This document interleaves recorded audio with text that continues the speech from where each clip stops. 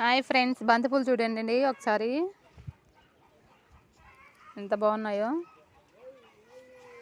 నాటి ఇత్తనం అమ్మ వాళ్ళ ఇంటి దగ్గర చెట్టు ఇది. మన చెట్లు లేవు కదా, అమ్మ వాళ్ళ ఇంటికి వచ్చాను, ఊరికి పండగకి వచ్చాను. బంతిపూలు చూపిస్తున్నాను, బాగా పూసినాయి.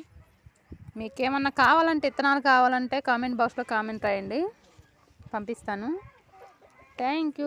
వీడియో చూసిన అందరికీ ధన్యవాదములు.